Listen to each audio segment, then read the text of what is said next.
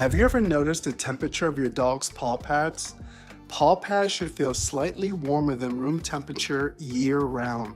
Press the back of your hand against all four pads when your dog is relaxed. If one pad feels noticeably colder than the others, or if all four are ice cold indoors, that signals reduced circulation.